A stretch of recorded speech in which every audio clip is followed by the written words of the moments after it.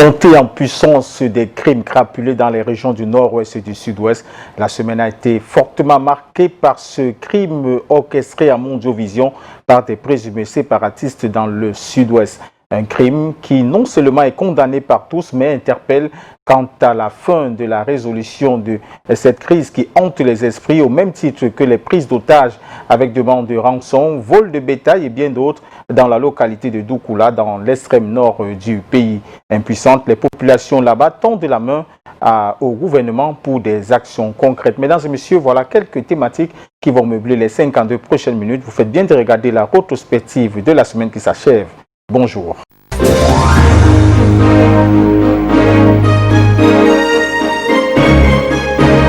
20 secondes de cauchemar et de mort atroce conforte Thomason, une femme décapitée par ses bourreaux à Mondiovision, un acte d'une cruauté sans pareil projeté par des combattants séparatistes dans la région du sud-ouest. Retour sur les faits marquants de cette décapitation, c'est avec Moukouri.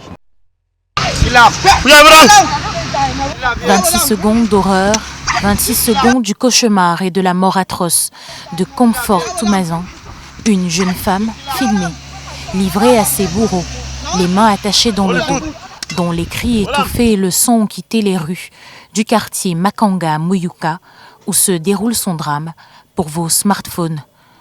Un crime perpétré par des présumés séparatistes qui lui reprochent d'être un blackleg, une appellation qui signifie dans les zones en conflit du nord-ouest et du sud-ouest, un traître. Virale depuis 24 heures, l'atrocité soulève l'ire sur la toile. À côté des hommes politiques, les réactions des ONG, comme celle de ces deux figures, Maximilienne Gombe du REDAC et Hilaria Allegrosi de Human Rights Watch. Inacceptable, les images de la décapitation de cette jeune fille à Muyuka Nozo. Aucune revendication légitime ne peut justifier cette barbarie. Les observateurs de cette grande scène de violence qu'est devenue la zone en crise décrient la tournure que prend la révolution et implorent le cessez-le-feu. C'est triste de voir ce type d'image dans une révolution supposée mener à une meilleure condition dans le pays où les droits de l'homme sont respectés et les gens respectés. Ce n'est pas sain. Combien de personnes devront mourir pour qu'on comprenne qu'il faut arrêter, accepter le cessez-le-feu? Cet appel, c'est pour les séparatistes, le gouvernement et les ONG. Malheureusement, l'assassinat de Comfort n'est qu'une autre piqûre de rappel de la montée en puissance de l'épouvante. On a un bon cross, on ne peut pas utiliser les méthodes illégaux. Mais je dis aussi qu'il faudrait que le gouvernement cherche à trouver une solution parce qu'on ne peut pas s'en sortir sans trouver une solution, parler avec tous les gens, tout le monde, tous les leaders séparatistes. Parce que le sang coule beaucoup maintenant dans notre pays. Et ce n'est pas quelque chose qu'on doit accepter. 3 jours plus tôt, un enseignant a été tué, tout comme le pasteur Christopher Tamjo, enlevé à Batibo. Il y a une semaine, c'était la jeune Trésor, âgée de 22 ans, qui était froidement abattue. Des crimes chaque fois adossés aux milices séparatistes.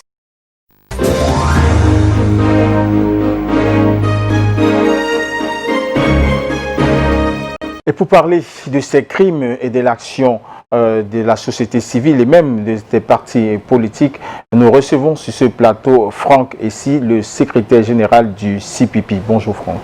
Bonjour Monsieur Itok et bonjour à tous vos téléspectateurs. De prime abord, c'est quoi vous êtes tout vêtu de noir? C'est pour compatir à ce qui arrive dans le sud-ouest? Effectivement, notre pays, comme vous le savez, subit depuis plusieurs années des crises avec des drames humains.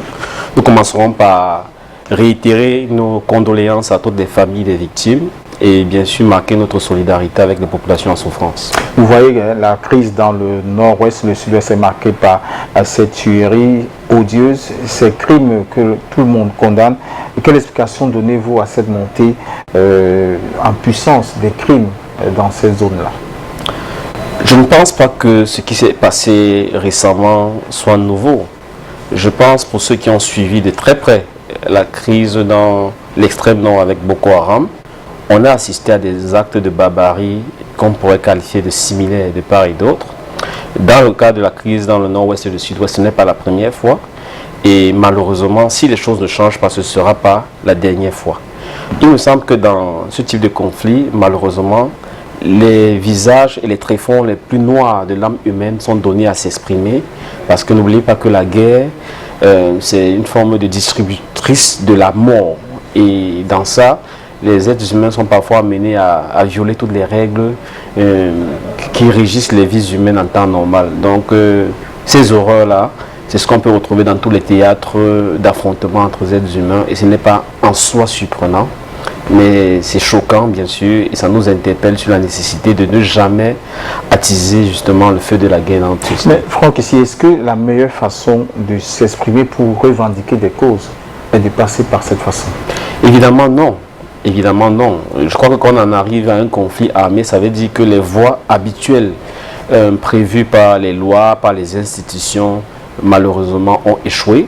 Et quand bien même elles auraient échoué, notre point de vue à nous, c'est qu'il y a des voies non violentes, mais déterminées, de revendiquer, même dans la durée, des aménagements ou la fin d'une injustice.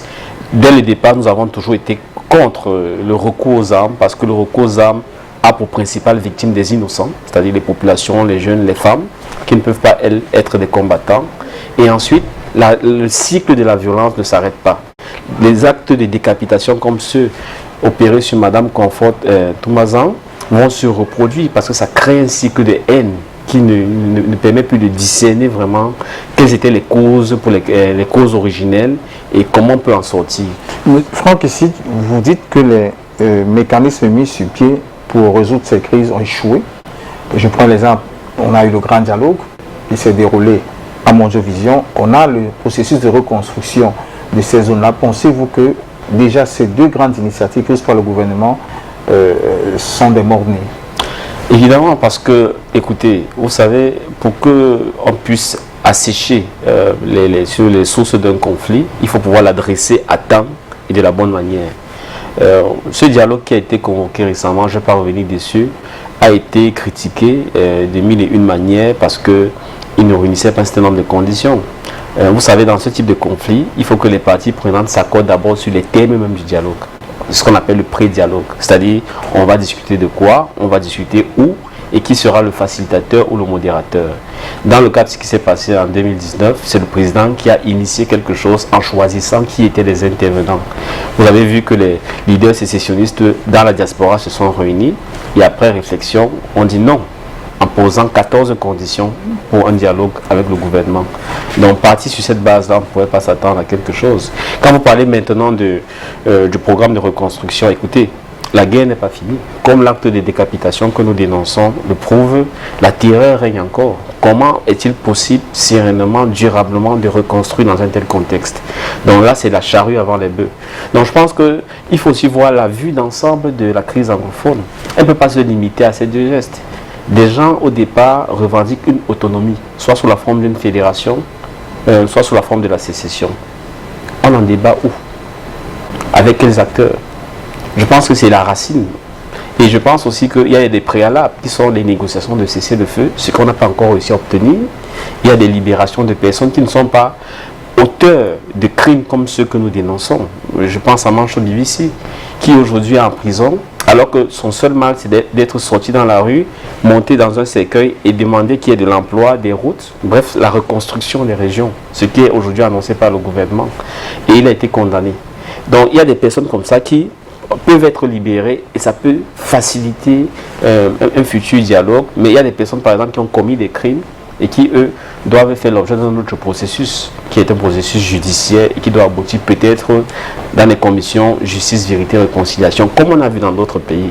Mais je pense qu'on ne peut pas prendre par des petits bouts comme ça et se dire tel n'a pas raison, tel n'a pas tort. Il faut voir historiquement, dans le temps long, comment ça a évolué, quelles sont les causes profondes, quels sont les rendez-vous manqués et comment on prend en charge tous les acteurs pour en sortir. Mais avec l'avènement de la pandémie, Franck, ici, on a vu même des pays en guerre s'arrêter, qui sont de gérer d'abord la crise sanitaire. Le secrétaire général de l'ONU a même demandé aux partis qui sont en guerre d'observer un cessez-le-feu question de gérer la pandémie. Mais au Cameroun, on a l'impression que c'est plutôt un regain de violence. Qu'est-ce qui peut expliquer cette radicalisation de ces hommes qui, aujourd'hui, demandent la séparation du Cameroun? Je pense que du côté du gouvernement, peut-être, ils n'ont pas encore réussi parce qu'on a eu vent qu'il y a un début de pourparlers qui ont commencé en 3 temps, en Genève, à Accra et récemment à Yaoundé, avec une partie des leaders de la sécession. Malheureusement, ça n'a pas abouti parce qu'au niveau du gouvernement même, il n'y a pas unanimité sur l'approche et sur la nécessité de négocier ce cessez-le-feu. Mais en face, ce qu'il faut dire, c'est que ce n'est plus un groupe homogène, ce n'est plus un groupe uniforme. Il y a plusieurs sous-groupes dans ce qu'on appelle la galaxie sécessionniste et qui n'ont pas toujours le même point de vue et les mêmes modes d'action. Et il y a par exemple plusieurs leaders qui se disent les représentants de cette galaxie qui ont des vrais conflits entre eux. Donc ce qui fait que on peut être d'accord pour un cessez-le-feu. Je crois qu'il y a quelques-uns qui ont annoncé qu'ils souscrivent à cet appel du secrétaire général des Nations Unies, mais d'autres, parce qu'ils ont d'autres agendas, n'ont pas souscrit à ça. Donc c'est ça qui explique maintenant que sur le terrain, il y a aussi une diversité de groupes. Certains sont reliés à ces leaders politiques dans la diaspora, d'autres ont une autonomie, ils vivent une réalité, ils n'ont pas été en contact avec le gouvernement, donc ils ne peuvent pas unilatéralement arrêter des opérations puisqu'ils continuent à affronter l'armée sur le terrain. Donc c'est ça qui complexifie la situation, c'est qu'il y a une multipôle de décisions. Et pour arriver à un cessez-le-feu global, il faut vraiment qu'on arrive à toucher presque tout le monde et conclure des accords avec presque tout le monde. Mais à vous entendre parler, est-ce que vous serez d'accord avec l'état de gouvernement camerounais qui dit de ne pas connaître avec qui discuter dans cette crise? C'est ce que j'explique un peu, mais je crois que les leaders les plus connus, on peut commencer par eux. Et il a dit longtemps, ça nous a fait perdre du temps, parce que quand par exemple il parlait de Sissoko Ayoutabé, mais il détient Sissoko Ayoutabé à Yaoundé.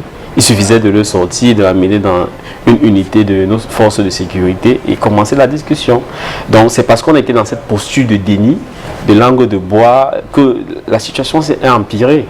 Donc je pense que dans un conflit comme celui-ci, on commence avec ceux qu'on connaît. Et ensuite, on va évoluer vers ceux qui ne sont pas clairement identifiés. On ne peut pas simplement décréter que non, on ne sait pas avec qui discuter. Et puis quoi? La paix, le cessez-le-feu, la reconstruction future ne se décrète pas. C'est le fruit d'efforts intenses de part et d'autre.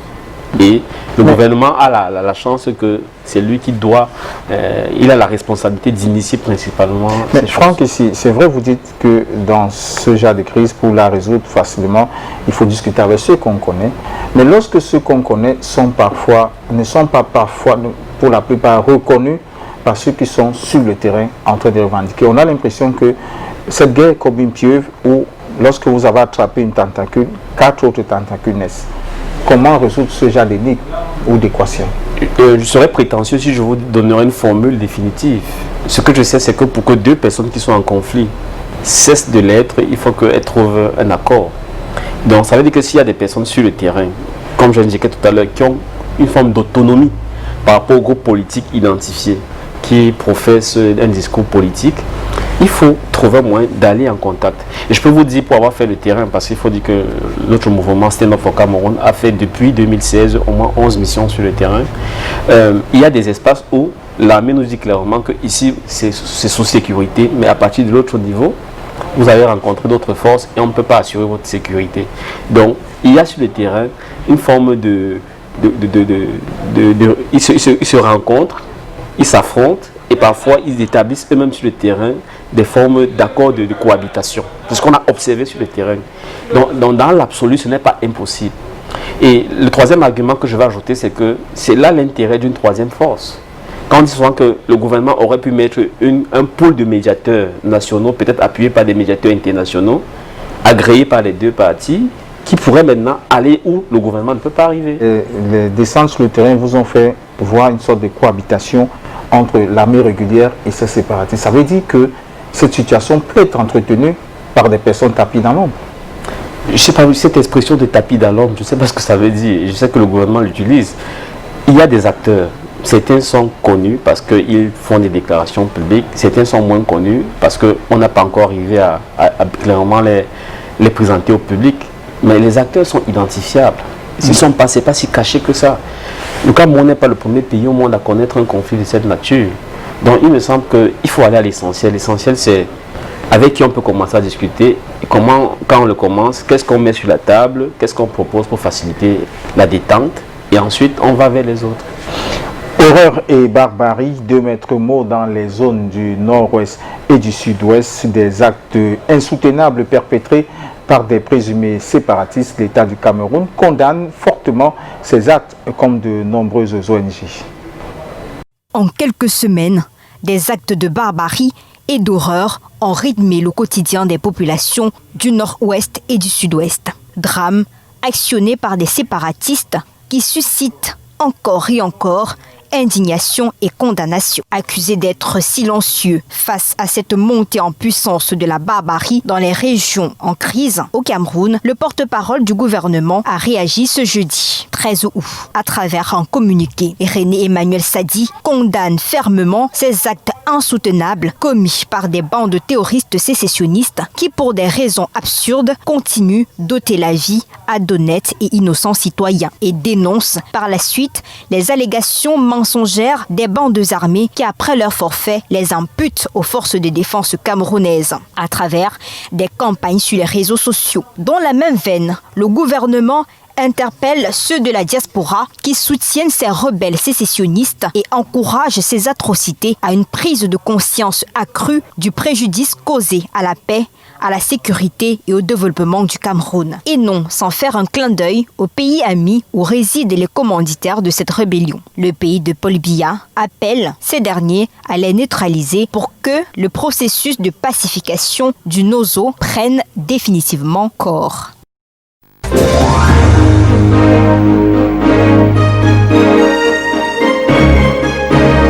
Franck, si ces actes horribles et inhumains perpétrés par les séparatistes étaient l'expression d'un désespoir? Je ne sais pas, j'ai pas fait reçu en thérapie les auteurs de ces actes. Je crois que dans certains cas, il ne faut même pas affirmer que ce sont forcément des séparatistes. Il faut rester prudent dans la mesure où ce qui permet de le faire, c'est, si vous voulez, l'arrestation et le jugement et la condamnation de ces personnes. La deuxième chose à dire, c'est que les horreurs ne sont pas commises, comme on a pu le constater, que par ces combattants. La population est dans l'étau aussi de l'armée, parce que comme vous le voyez, nous sommes dans une forme de guerre hybride. C'est un mélange de guerre asymétrique dans le sens où les séparatistes sont confondus à la population et d'autre part, c'est un mélange d'affrontements entre des groupes bien organisés sur certains terrains. Donc, dans la dimension de la population infiltrée par les séparatistes, l'armée a parfois été mis en difficulté par le fait que la population collabore avec les séparatistes et à son détriment s'entraîne des morts. Donc, en réaction, l'armée a souvent aussi été dans des bavures. Donc, il faut donc dire que on se retrouve dans une situation assez complexe et c'est ça qui nous fait dire que la solution ne peut donc pas être militaire. Une partie de la population collabore avec les séparatistes, une partie de la population reste rattachée à l'armée régulière et ça fait donc que de part et d'autre, les combattants armés, c'est-à-dire l'armée régulière comme les séparatistes, vont s'attaquer à une partie de la population des civils parce qu'elle soupçonne de collaboration avec le camp d'en face. Donc, dans une telle situation, on est obligé de revenir aux solutions politiques. C'est-à-dire qu'arriver à une situation où les chefs proclamés qui mènent la guerre disent non, ça suffit, on va faire le cessez-le-feu et voici le chemin qu'on va prendre pour la paix. Parce que indéfiniment, on va toujours voir ces violences. Donc ce n'est pas le désespoir, je crois que c'est la nature et la complexité de la guerre qui font que certains en arrivent à ce type de barbarie pour envoyer un message, pour inciter les autres à ne pas commettre les actes qui étaient reprochés. Mais que répondez-vous à ceux qui pensent que face à ces enseignants et vaillants humanitaires qui sont tués, ces femmes qui sont tuées, les partis politiques sont très peu écoutés, comme les ONG, et qui pensent qu'il y aurait une sorte de complicité tacite dans ce qui existe aujourd'hui et qui met à mal la société camerounaise? Non, je pense qu'il ne faut pas aller dans ce genre d'excès. Nous sommes, vous savez, il faut faire une distinction.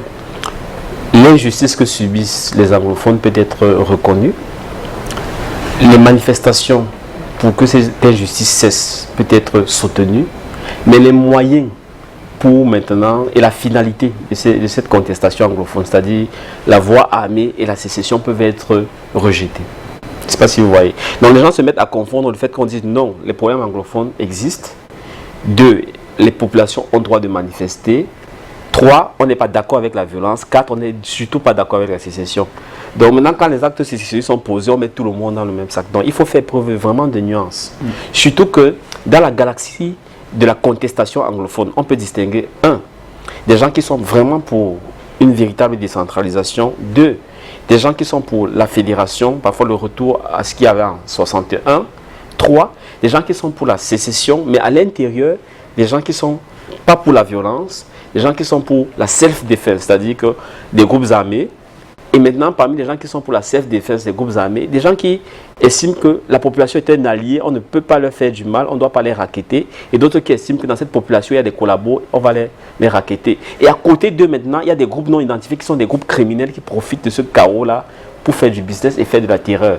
Donc la situation, quand vous voyez tout ce spectre d'acteurs, on ne peut donc pas d'emblée, à chaque fois qu'il y a un drame comme celui qu'on condamne aujourd'hui, mettre tout le monde dans le même sac. Non. C'est complexe, il faut faire preuve d'intelligence, il faut faire preuve de nuance, il faut trouver les responsables et frapper. Tout comme quand l'armée frappe, il ne faut pas dire que c'est toute l'armée qui est négative, qui tue les populations. Il faut extraire les mauvaises graines, il faut les juger, il faut enquêter pour voir si ce n'est pas quelque chose de structurel et corriger le tir. Donc c'est ce qu'il faut faire. C'est difficile, nous sommes mais il faut le faire. Pour au moins 5 à 10 ans de négociations. S'il faut entamer les mécanismes qui sont les vôtres dans la résolution de cette crise, s'il faut aller point par point, centime par centime, face à cette nébuleuse, moi j'ai envie de l'appeler comme ça, ce sera une négociation de longue haleine.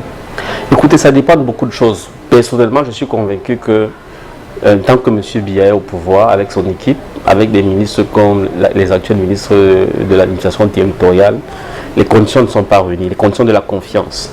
Donc, imaginons un scénario idéal où on avait un autre gouvernement, un autre président, qui était plus volontaire. Donc la première étape serait de négocier le cessez-le-feu avec tous les groupes. Et c'est possible d'un coup. Il suffit qu'on se donne un temps. On dit à tous ces groupes, concertez-vous et retrouvons-nous pour qu'on négocie le cessez-le-feu. C'est le choix des individus qui pose un problème dans cette négociation. Non, je pense qu'à l'état actuel, la confiance entre le régime de M. Biya et ces groupes qui sont dans les forêts, qui sont dans la contestation, est en dessous de zéro. C'est-à-dire qu'elle est profondément... Croyez-vous que si quelqu'un d'autre s'asseyait là, sa situation allait changer? Et envoyer des signaux différents, ce serait une autre situation. Mais je suis dans le scénario idéal. Voilà. Donc la première chose, c'est de cesser le feu. La seconde chose, c'est maintenant le pré-dialogue pour dire comment on va arriver au dialogue. C'est-à-dire quels sont les thèmes sur lesquels on va débattre, quels sont les modérateurs, quels sont les mécanismes par lesquels on va délibérer. C'est comme ça qu'on voit partout. Hein. Et après ça, maintenant, c'est le dialogue lui-même. Et pendant qu'on entame le dialogue, il y a des mesures comme les libérations, il y a des mesures comme le désarmement, il y a des mesures comme la reconstruction qui commencent à se mettre en place. Là, on aura mis le bœuf avant la charrue. Donc, c'est ça ce mécanisme. Et ce n'est pas obligé de prendre 30 ans. Mais ce qui va durer 30 ans, c'est la paix des cœurs, la reconstruction de la paix des cœurs. C'est d'arriver à ce que les démons qui ont été relâchés dans la société, avec ces jeunes qui ont les armes, qui se droguent, qui ont du pouvoir, arriver à les faire entrer dans le circuit normal de la vie, c'est ça qui va prendre beaucoup d'années. C'est les blessures là, qui ont été causées par ces drames-là, qui seront difficiles à vraiment soigner. Mais il faut être clair qu'on entre malheureusement dans le schéma d'un État qui n'est pas très loin de ce qu'on appelle un État failli. C'est-à-dire un État où il faut reconstruire l'État à partir des éléments les plus basiques. En question, c'est que comme le CPP, plusieurs partis politiques, dans l'objectif de soigner les blessures, comme vous avez dit, et de mettre en captivité ces démons qui sont tapis partout, qui créent cette situation, le CPP, comme ces partis, ont proposé des solutions au gouvernement. Est-ce que vous avez l'impression que vous êtes entendu? Non. Parce que s'il fallait faire prendre une image, au début, la crise c'était un peu comme une sorte de démangeaison. On dit appliquer telle pommade, on n'applique pas. Ensuite, ça devient une blessure. Appliquer tel remède, il n'applique pas. Ensuite, ça devient une gangrène. Appliquer tel, il n'applique pas. Et ensuite, ça devient, il faut couper le bras. Ce que le gouvernement fait, c'est qu'il vient quand c'est déjà une gangrène pour appliquer les remèdes quand c'était une blessure. C'est-à-dire qu'il y a un problème de timing. C'est-à-dire les mesures ne sont pas prises à temps et les mesures ne vont pas assez loin. Parce que dès le départ, moi je suis contre le discours qui dit que c'était des revendications corporatistes. Je vais vous surprendre. Pourquoi regardez bien, je demande à tous ceux qui nous regardent, allez sur vos téléphones, tapez première manifestation en 2016 des avocats à Bamenda. Vous verrez que sur leur banderole, il est bien écrit Two State Federation or Independence. C'est-à-dire que soit c'est le retour à la fédération de 72, soit c'est l'indépendance. Donc ils avaient déjà lié les revendications juridiques corporatistes à la forme de l'État. Et quand vous lirez maintenant tous les autres communiqués du consortium, vous verrez que c'était devenu une question politique. Mais l'État était maintenant sur les discussions sectorielles. Vous voyez que en apportant des solutions, on n'était plus là. Donc c'est simplement pour dire qu'il ne nous a pas écoutés. Il a pris les mesures à un rythme qui était toujours un cran en retard. L'affaire est devenue militaire. Là, quelque part, la voie militaire, on pouvait écraser, mais malheureusement, il y a quelque chose de très compliqué avec les êtres humains. C'est que quand ils ont l'impression qu'ils se battent pour la survie, pour une cause juste, même s'ils sont désarmés, comment ils ont la ressource pour justement résister. Et c'est ça que c'est l'erreur fondamentale qu'ils ont commise. Et la bataille qu'il faut gagner, c'est la bataille des cœurs. C'est d'arriver à prouver à la vaste majorité de la population que c'est mieux d'être au Cameroun que d'être dans cette aventure. Et ça signifie quoi? Ça veut dire des actes d'amour, au sens littéral, de l'ensemble des institutions à l'égard des populations, pour assécher maintenant le terreau sur lequel les sécessionnistes armés, qui restent une minorité, opèrent.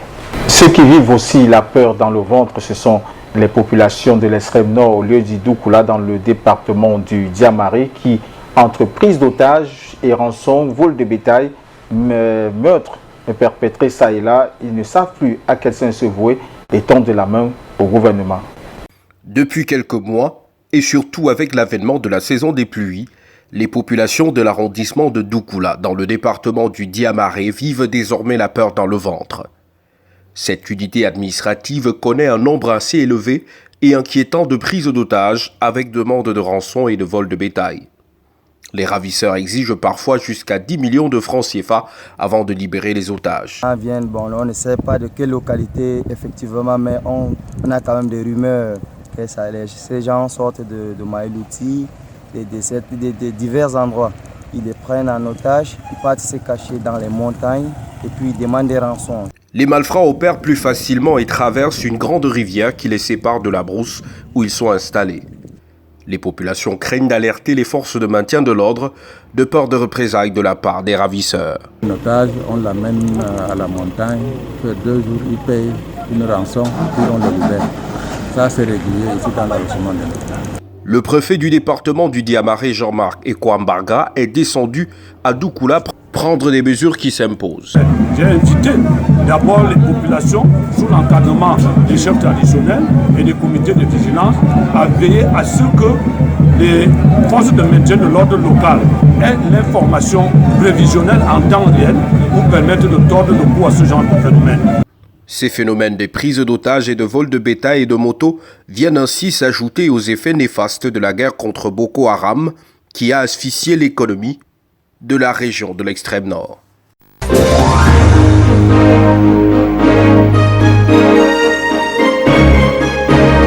Monsieur Franck, quelle analyse faites-vous de ces violences qui ont tendance à être perpétrées dans plusieurs régions du Cameroun? On a l'exemple de l'extrême nord à Doukoula où les populations sont presque terrorisées aussi là-bas. Il y a des vols, des prises d'otages et autres. Est-ce que vous pensez que c'est un climat qui vise à ramener la sérénité au sein des populations? Évidemment non, et je dirais exactement 3 choses. La première chose, c'est que ces populations à Doukoula, comme dans plein de villes de l'extrême nord, subissent la double peine. La première peine, c'est la peine du sous-développement, qui est le plus prononcé dans ces zones-là. On le sait, même les statistiques officielles du gouvernement le disent. Donc la double peine vient au fait qu'en plus de cette pauvreté et ce sous-développement, s'ajoute maintenant l'insécurité due à la recrudescence de Boko Haram et ses attaques. Et ça m'amène au second point qui est le fait que peut-être parce qu'on n'a pas mis en place tout le dispositif qui avait été prévu, notamment la force multinationale, parce que Boko Haram doit être combattu par plusieurs pays, le Niger, le Nigeria, le Tchad et le Cameroun. On voit qu'il a repris du poil de la bête et depuis la fin de l'année dernière, multiplie les attaques et fait de nombreux dégâts, d'une part. D'autre part, les leçons qu'on a demandé à ces États de tirer en termes de présence des institutions sécuritaires, mairie, de solutions de développement. Parce qu'il faut savoir que moi j'ai mené une étude pour l'Union africaine en 2018-19 où il était établi que dans les zones de conflit, environ 40 à 50% des jeunes qui entrent dans les groupes armés, c'est à cause de l'absence d'emploi. Bizarrement, ce n'est pas pour des raisons idéologiques. Et les gens qui recrutent dans ces zones comme à l'extrême nord, ils sont là, on les voit. Nous, on a des rapports qui nous disent qu'ils proposent de l'argent aux jeunes, parfois 50 000 par semaine. Et les gens qui n'ont pas d'emploi rejoignent ces groupes. Donc, il y a un problème de développement. Et maintenant, moi je dirais la troisième chose, c'est que, vous savez, avec ce genre de situation, on a besoin vraiment de nous poser la question, quelle est la forme de l'État ou la nature des institutions installées de ce côté-là pour permettre aux populations de se sentir pleinement camerounaises. Avez-vous l'impression que ceux qui devraient être en charge de résoudre ces problématiques sont dépassés? Il y a un dépassement parce que premièrement, on voit bien que le préfet, je ne sais pas si on l'a dit dans le reportage, a appelé à ce qu'on installe déjà une unité du BI dans cette zone. Voilà. On installe une unité du BI parce que ça veut dire qu'il y a un déficit de sécurité à ce niveau-là. Et ensuite, les collectivités territoriales décentralisées, les mairies, semblent être mal gérées et ne pas avoir suffisamment de ressources pour satisfaire aux différentes demandes sociales. Donc, vous savez, on est Camerounais parce qu'on bénéficie comme à Douala, comme à Yaoundé, des services de l'État. Donc quand il n'y a pas cette réalité-là dans ces zones, c'est difficile. Et c'est une forme d'aveu d'échec. Donc c'est dans ce sens que nous disons que si on ne veut pas que de plus en plus de personnes basculent dans la déraison et dans ce type d'aventure, et qu'on ait ces victimes-là, il faut un État qui produise la richesse, un État qui protège, un État qui est présent. Il faut développer notre État en libérant toutes les énergies. Et c'est ça qui fait défaut aujourd'hui. Donc vous pensez que tant que les jeunes, pour la plupart, seront sans emploi, et tant que les conditions des populations ne seront pas améliorées, quelle que soit l'initiative qu'on prendrait, il serait difficile de résoudre ces crises? Oui, parce que ce qui alimente les filières justement de cet extrémisme, de ce terrorisme, bref, de cette criminalité, c'est aussi l'échec de l'école, l'absence de perspectives sociales et économiques. Moi, je me rappelle à Doukoula, j'avais écouté des jeunes qui me disaient que, surtout les femmes, qui ont fait des études, on leur a dit d'aller à l'école et elles sont de plus en plus en chômage. Ce n'est pas seulement les femmes, c'est aussi des jeunes. Et face à cette situation, les gens basculent forcément dans les activités criminelles. Ce n'est pas une justification, mais c'est ce qu'on observe comme phénomène. Mais que fait le CPP et les partenaires du Stand Up Cameroun face à tout ce panorama? Écoutez, on est d'abord dans une activité en tant que parti politique d'éducation. Parce qu'il faut appeler les gens à comprendre que ce n'est pas une fatalité. Ils ont un pouvoir. Ils sont d'abord des citoyens. Et en tant que citoyens, ils doivent exiger des dirigeants la meilleure gestion possible des ressources à disposition. Deux, ils doivent se prendre en charge. Se prendre en charge, ça veut dire que s'auto-organiser. Parce que quand l'État faillit, il ne faut pas aussi, je veux dire, partir de cette réalité-là pour ne rien faire pour soi-même. Mais trois, nous avons mis sur la table une idée que nous pensons formidable pour tout le pays. C'est ce que nous appelons l'idée de transition politique. Nous pensons que notre pays, en fait, a besoin d'être refondé. Parce que toutes ces crises qui se multiplient à l'extrême nord, même si ça vient de Centrafrique, mais ça affecte profondément à travers les enlèvements, à travers des raptes de bétail, des dévalisations de récoltes agricoles. Ça affecte les populations de la Damawa, de l'Est, etc. Toutes ces crises dans lesquelles le pays se trouve sont le signe que l'État n'arrive plus à répondre. L'État a besoin d'être repensé. C'est comme un téléphone qui bug. Il faut désinstaller l'ancien logiciel et installer un nouveau système d'exploitation. Donc c'est de ça qu'il s'agit. Et ce processus qu'on appelle la transition, ça permet de nous asseoir et nous dire qu'est-ce qui fait problème? Est-ce que les formes que nous sommes données, formes institutionnelles, formes de gouvernance, répondent encore? Nous-mêmes, nous pensons que qu'est-ce qu'il faut corriger? Et il faut aussi arriver, c'est pourquoi nous disons que ce régime doit partir, parce que ce régime aussi est otage de ce qu'on appelle une clique qui pille, qui prélève indûment le travail de tous les Camerounais. En termes techniques, on appelle ça state capture, c'est-à-dire qu'on a capturé l'État est pris en otage par une petite caste là. Et tant qu'on croit qu'avec une pareille caste au pouvoir, après un pareil système, les choses peuvent changer avec des petits programmes spéciaux, on ne va jamais arriver. Mais M. Franck, ici, je vous rappelle que dans l'extrême nord, après Boko Haram, il y a eu plusieurs plans spéciaux. plans spéciaux côté triennal, plan spécial sur la reconstruction, etc. Mais les choses n'avancent pas. Mais Franck, ici, dans votre mouvement Stand Up Cameroun, on vous a vu tendre la main, c'était un mouvement ouvert à tous. Oui. On vous a vu tendre la main même aux partis de l'opposition, d'autres partis de l'opposition. Est-ce que vous pouvez nous faire le bilan de cette main tendue que vous avez fait à d'autres partis? Est-ce qu'on a adhéré à votre processus? Parce qu'on a l'impression que vous vous retrouvez tout seul. Non, il faut dire qu'aujourd'hui déjà, le mouvement Stand Up for Cameroun compte au moins 5 formations politiques. Il y a l'UPC Manilem, il y a le Popular Action Party, l'ancien parti dirigé par M. Paul Aya, aujourd'hui dirigé par M. Jean Denis. Il y a le mouvement patriotique pour la prospérité du peuple et bien d'autres organisations de société civile et des personnalités.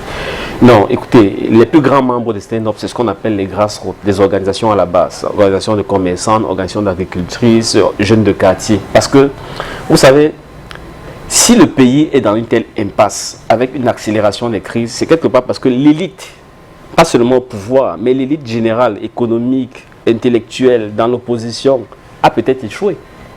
Et que les vraies forces vives du pays, c'est elles qui peinent à émerger et à s'imposer à la table. Le but de Stand Up for Cameroun, c'est de faire émerger. Donc moi, je serais fier même de ne pas avoir des gens très connus. L'important, c'est que nous devons grandir et avoir un impact. Et c'est là où maintenant, on a encore beaucoup de travail, parce que les Camerounais sont pris entre plusieurs contradictions. Il faut manger, il faut survivre, parce que la vie est de plus en plus difficile. Mais en même temps, il faut s'engager politiquement pour des causes générales et agir sur un État qui semble être indéboulonnable aux yeux de beaucoup. Mais donc ce travail de réarmement civique et moral, ça prend du temps. Mais il semble que dans cet élan, au départ, il y avait le MRC. Aujourd'hui, qu'en est exactement? On a l'impression qu'ils vous ont tourné le dos. Écoutez, on a commencé Stand Up for Cameroun le 29 mars 2016 au siège du MRC avec deux buts. Premièrement, stopper la modification de la Constitution en vue d'une élection présidentielle anticipée, qui était le vœu des gens du RDPC de l'époque. Et deuxièmement, travailler pour qu'il y ait une transition politique. Sauf que, après avoir obtenu le premier objectif, ils ont décidé que par les élections en 2018, il y avait possibilité de changer les choses et d'arriver au pouvoir. Malheureusement, il commence à revenir à d'autres considérations, parce que nous avions déjà dit depuis 2018 que participer à des élections dans le contexte actuel ne pouvait rien changer. Il fallait pas les mouvements populaires arriver à mettre pression. Ils commencent à y venir, mais ils ne sont pas encore à l'idée de la transition. Donc nous ne désespérons pas de nous retrouver avec d'autres acteurs pour construire cette dynamique. C'est la raison pour laquelle nous sommes par exemple membres du cadre citoyen de concertation lancé récemment par M. Ndjokam Tchameni, qui regroupe déjà une 50aine d'organisations. Et ce qui est intéressant, c'est qu'il y a plus d'organisations qui ne sont pas connues, mais représentatives d'acteurs sur le terrain que le reste. Nous sommes en concertation. Il faut savoir que l'unité et la dynamique populaire ne se décrètent pas, ça se construit. Donc nous travaillons. C'est vrai, vous travaillez à construire cette dynamique populaire, mais quand on regarde les partis qui comptent, on peut citer une vingtaine. Aujourd'hui, est-ce que vous pouvez nous dire de façon statistique quels sont ceux qui adhèrent à votre mouvement? La majorité des partis, entre guillemets, qui comptent, c'est-à-dire qui sont dans les institutions, qui accompagnent le RDPC, ne sont pas. C'est une évidence. Donc, je ne vais pas vous mentir en vous disant que sur les 20 partis qui comptent, 11 sont avec nous. Non, nous sommes peut-être 3 ou 4. Mais ce qui est important, c'est de dire que, et je l'ai dit tout à l'heure, ces groupes-là, qui sont dans les institutions, est-ce qu'ils représentent vraiment le peuple? Est-ce que ce qu'ils disent a un écho sur le peuple? Est-ce que quand vous regardez les taux de participation aux élections, ça reflète une grande participation populaire? Est-ce que l'Assemblée nationale, par exemple, qui est censée être le réceptacle des représentants du peuple, là, vous avez l'impression qu'elle est l'écho des préoccupations populaires? Donc j'ai l'impression que dans notre pays, il y a deux dynamiques qui ne se croisent pas. La dynamique institutionnelle, la dynamique populaire. Et ce que nous essayons de faire, c'est de nous replonger au sein de la dynamique populaire. L'une des actions du Stand Up Cameroun était tous les vendredis d'être vêtu de tout de noir. Oui. Je ne pense pas que si quelqu'un est vêtu de noir et passe par la rue, la personne serait appelée par les forces de maintien de l'ordre. Je ne pense pas. Mais on observe, si on sort là un vendredi, je ne suis pas sûr qu'on croiserait plusieurs qui, comme vous avez dit, pour vous c'est la base qui compte. Et c'est la base que vous êtes en train de travailler depuis, ça fait au moins 4 à 5 ans, stand-up. Oui, depuis 2016. Voilà. Mais on ne ressent pas encore l'effet escompté, déjà seulement par les vendredis noirs. Je vais vous prendre... Qu'est-ce qui fait problème? Rapidement, 2 exemples. Oui.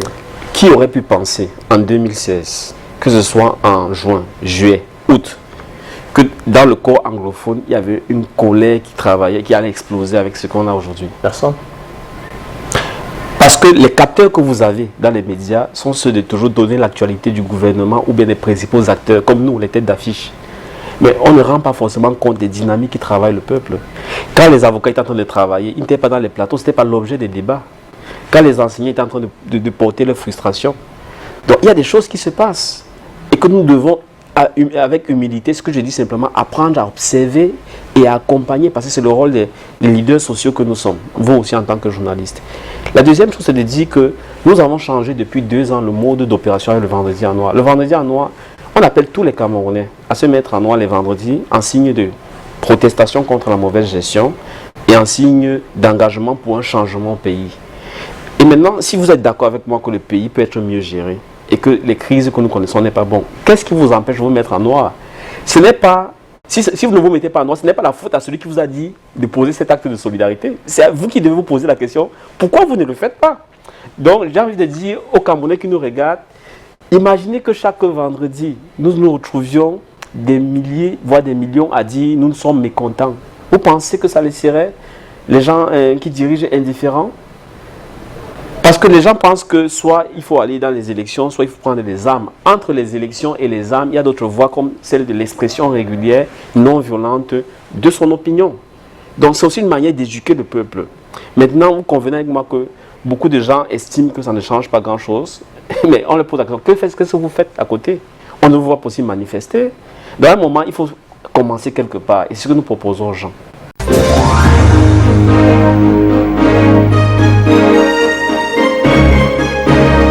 Monsieur Franck, si pensez-vous qu'avec le CPP, vous êtes toujours à la quête du pouvoir? Nous nous battons pour transformer la société camerounaise. Vous êtes toujours à la conquête du pouvoir, vous voulez toujours aspirer toujours au pouvoir, je veux dire. Je vais apporter une précision. Vous savez, quand nous on est à l'université, on nous dit c'est quoi la politique? C'est quoi un parti politique? C'est un regroupement de personnes qui s'organisent autour de certaines idées pour conquérir et conserver le pouvoir. C'est ce qu'on enseigne dans les facultés. À l'université du peuple, c'est-à-dire Académie de formation du CPP, nous on ne dit pas ça. Nous on dit un parti politique, nous en particulier. Nous sommes un groupe de personnes que nous organisons pour conquérir le pouvoir et transformer la société. Donc la finalité, ce n'est pas la conservation du pouvoir, c'est la transformation de la société. Donc il y a des choses qu'on peut faire sans être au pouvoir. C'est ce que nous essayons de faire en ayant des idées, en proposant les idées et en soutenant les luttes populaires. Nous devons nous identifier parce que Cameroun People's Party, ça veut dire parti du peuple camerounais. Une grande partie du peuple camerounais ne peut pas être dans la guerre, dans la souffrance. Nous faisons fi. Votre stratégie politique passe par la conquête d'abord de prime abord des populations, soigner les blessures des populations afin que par ricochet, elles vous proposent à la tête, c'est ça? C'est mobiliser les populations, c'est ça l'essence de la démocratie. Comment voulez-vous y parvenir si vous les appelez par ces populations à aller s'inscrire sur l'État ou alors aller voter? Écoutez, parce que vous n'êtes pas depuis plusieurs années partie prenante des différentes élections. Nous n'avons juste pas participé à l'élection présidentielle et aux récentes élections législatives. Ça fait 2. Mais nous étions en 2013, en 2011, date à partir desquelles nous sommes entrés en politique et on a commencé à émerger. Depuis 2013, vous n'avez plus participé à une élection. Mais je vais vous donner un autre enseignement qu'on fait dans les formations au CPP. On dit, on vous vend au Cameroun la notion de citoyen électeur. C'est-à-dire c'est quelqu'un qui, tous les 5 ans ou tous les 7 ans, va voter. Parfois même sans surveiller son vote. Nous, on vous dit qu'un vrai citoyen, c'est tous les jours, c'est 24 heures sur 24, 365 jours sur 365, la connaissance et la défense de ses intérêts. Donc, entre le moment où on élit des gens, la vie ne s'arrête pas. Si vous élisez un député, vous élisez un maire, ensuite il ne remplit pas ses fonctions, qu'est-ce que vous devez faire? Vous devez lui mettre la pression. Et c'est ça qui manque au Cameroun. Si on avait des citoyens, c'est-à-dire des personnes qui connaissaient leurs droits et savaient les défendre, et les défendaient effectivement, nous les partis politiques, nous viendrons maintenant en appui des luttes des citoyens pour dire voici ce que nous on pourrait faire en mieux ou en plus. Donc le problème qu'on a au Cameroun, c'est qu'il y a une forme de léthargie générale. Donc pour des gens comme nous qui avons dit qu'il n'y a pas de démocratie sans participation du peuple, il faut rendre ce peuple actif. Est-ce que la léthargie là ne passe pas déjà par ces acteurs politiques? Mais notre travail, c'est par exemple, parce que tout dépend de l'approche. Vous avez raison en disant que si les gens tiennent un discours qui endort le peuple, c'est normal que le peuple s'endort. Nous, on cherche justement à le réveiller. C'est pourquoi on s'appelle Stand Up for Cameroun. Debout pour le Cameroun. C'est-à-dire, il faut être actif. Et ça passe par quoi? C'est en luttant avec le peuple de façon solidaire.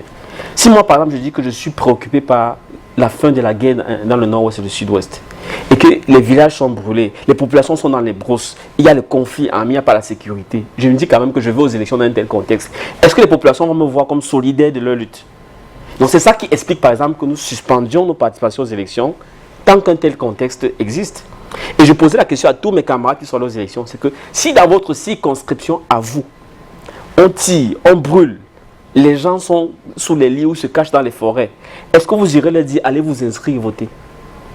Donc c'est ça la schizophrénie qu'on a au Cameroun, c'est que ceux qui sont au pouvoir ou ceux qui aspirent à être au pouvoir dans une certaine partie politique, mais ils s'en foutent du peuple. Et on ne va pas me reprocher, moi qui dis que je lie mon sort à l'évolution des crises. Je mets toutes mes énergies à ce qu'on trouve une solution, ne pas vouloir le pouvoir. Le pouvoir, ce n'est pas la fin, c'est le moyen pour transformer les vies. Aujourd'hui, si on demandait au CPP, oui, au-delà des propositions que vous avez faites, que nous connaissons tous, est-ce que pour le CPP, l'horizon va s'éclaircir?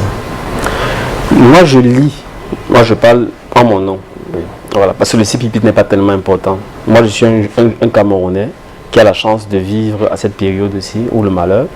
Je lie mon sort au sort de mes frères et sœurs qui sont en souffrance. Nous tous. Non, à ce titre, il s'éclaircira quand leurs conditions s'éclairciront. Parce que le rôle que je me suis donné, c'est d'être un contributeur, un activateur de solutions positives. Donc c'est comme si vous me demandez, est-ce que vous liez votre nuit, c'est-à-dire l'état de votre nuit prochaine, c'est pas, alors qu'il y a un incendie à côté, à la façon dont vous allez dresser, c'est pas votre matelas. Non. Je ne peux pas dormir si les voisins pleurent, ils crient. Je ne peux pas. Même si je me barricade n'importe comment. Et ce que j'ignore, c'est que, je fais semblant d'ignorer, c'est que si le feu finit de brûler chez lui, ça va arriver chez moi. Donc j'ai intérêt à y aller et à éteindre. Et si maintenant nous sommes une même famille, la meilleure façon de nous montrer que nous sommes une même famille, c'est d'être dans la solidarité active. Donc, pour vous rassurer, si vous voulez me voir un jour président ou bien au pouvoir, on a cette ambition. Mais on dit simplement que ce n'est pas n'importe quel prix. Monsieur Franck, n'avez-vous pas l'impression que il y a des mécanismes qui sont faits pour résoudre ces crises, mais ces mécanismes peuvent être mal choisis ou bien le moment n'était pas opportun? C'est ce que nous disons. Les mécanismes actuels du gouvernement ne sont pas bons. Si c'est les nôtres, nous sommes pas au pouvoir, nous sommes dans l'interpellation. Nous disons par exemple au gouvernement qu'il faut continuer le dialogue pour obtenir le cessez-le-feu. Il faut continuer le dialogue pour arriver à pacifier cette zone-là, pas par les armes, mais par le dépôt, par toutes ces forces des armes et sur un accord politique. C'est ce que nous disons. Il faut continuer dans ce pays à rassurer les gens en revoyant le système électoral. Nous disons qu'il faut aller plus loin. On a des problèmes qui nous travaillent, le tribalisme qui remonte là. Il faut aborder ça de face et se dire quel État on veut, comment on réorganise la carte administrative des institutions. Est-ce qu'on continue dans un pays où c'est le président qui domine tout? Ou est-ce qu'on ne démocratise pas, on n'équilibre pas les pouvoirs? Voilà ce que nous disons au président. Et si nous ne le faisons pas, ce que nous refusons de faire dans le calme, on va le faire dans les larmes. C'est-à-dire que parce qu'il y a le feu dans la maison. Franck, ici on a vu des présidents de partis au Cameroun apprécier l'acte, là je vais à l'international, l'acte du président Alassane Ouattara qui disait ne plus se représenter aux prochaines élections d'octobre 2020. Mais aujourd'hui, on sent un retournement de veste. Comment est-ce que vous analysez cette situation aujourd'hui? Écoutez, vous en tant que jeune leader politique. Oh, je suis plus sûr que je suis jeune. Hein. J'ai 35 ans, c'est à la limite. Là, donc. La moitié de la population africaine est à moins de 20 ans. Donc, bon, je veux juste dire que c'est dommage ce qui arrive. Je ne peux pas, en tant que jeune africain qui considère l'alternance comme quelque chose de clé, qui concerne le respect de la parole donnée comme quelque chose d'important, me féliciter de ce qui se passe en Côte d'Ivoire. Vous avez vu les manifestations qui ont commencé et malheureusement les morts qu'on commence à compter, que la population, en fait une partie significative de la population rejette cette décision. Elle est malheureuse, elle va créer en Côte d'Ivoire tellement de tensions et de conflits dont on peut se passer, mais malheureusement le peuple est obligé de résister et il faut qu'il montre à Alassane Ouattara que cette fois-ci ça ne peut pas passer. Mais quelles leçons peut-on tirer?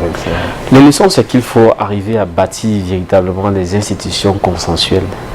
Et que, vous savez, au milieu de ces institutions, les hommes que nous sommes, qu'ils soient des partis politiques ou de simples fonctionnaires, ayons la culture de l'intérêt général avant l'intérêt particulier. Ce que je me tue à vous expliquer là. C'est-à-dire que le pays, c'est pas simplement moi, c'est pas simplement mes intérêts. Ça ne doit pas se limiter à moi. Et essayer vraiment. Et si on ne peut pas y arriver par le consensus, il faut forcément qu'émerge une nouvelle génération qui a une autre vision et qui l'impose, peut-être par d'autres moyens que nous appelons comme les mobilisations populaires. Et je voudrais terminer en disant sur ce point que, vous savez, la qualité des pouvoirs dépend de la qualité des contre-pouvoirs. Et les contre-pouvoirs, c'est essentiellement, de mon point de vue, l'ensemble des mouvements citoyens qui existent dans un pays. Vous ne pourrez pas avoir des dirigeants qui respectent la loi, qui sont démocrates, si vous-même, en tant que citoyen, vous n'exigez pas de la façon la plus ferme et sans concession qu'on respecte la règle. Donc, les citoyens doivent cesser de pianoter sur leur téléphone, regarder la télévision et désespérer. Ils doivent commencer à agir. Donc, quand quelque chose se passe comme ça, ils doivent se poser la question, qu'est-ce que je suis en train de faire pour mettre fin à cette situation? Je crois que si on n'a pas déjà là la fin de cette émission, comment est-ce que vous jugez la force de l'opposition camerounaise aujourd'hui? Déjà, j'ai fait un texte qui dit que l'opposition, ce n'est pas simplement les partis politiques qui ne sont pas au pouvoir et qui veulent remplacer Biya, mais c'est l'ensemble des citoyens, même dans les associations, qui veulent un autre système. Moi, je pense qu'on n'a pas encore réuni les conditions d'un dialogue régulier entre nous. On ne s'est pas encore accordé sur les fondamentaux. Et surtout, ceux qui sont comme les leaders comme nous, il faut le dire, ne sont pas encore mis à la hauteur des attentes du peuple. Et pour ma part, c'est ça qui fait en sorte que parfois quand le peuple même se lève, comme en 2008, nous les hommes politiques, on n'a pas la capacité à canaliser et à convertir ça en des victoires institutionnelles. Donc l'opposition camerounaise, si elle veut le changement, Cameroun doit se changer elle-même et doit faire beaucoup plus et beaucoup mieux que ce qui se passe actuellement. Merci Franck ici d'être passé sur ce plateau. Nous espérons que vos éclaircies vont apporter de l'eau dans les gourdes des concitoyens camerounais et nous vous souhaitons beaucoup de courage dans votre mouvement Stand Up Cameroun. Stand Up for Cameroun. Stand Up for Cameroun, voilà. Et nous espérons que les gens vont vous écouter et pourquoi pas avoir l'âme de la revendication et pouvoir parvenir aux fins. Parce que nous disons à Stand Up que lorsque le peuple se lève, les choses changent. Mesdames et messieurs, c'est avec ces mots que nous fermons cette édition. Merci de nous avoir suivis. Nous vous souhaitons de passer un très bon week-end. Surtout, ayez un bon début de semaine. Au revoir et à dimanche prochain, s'il plaît à Dieu.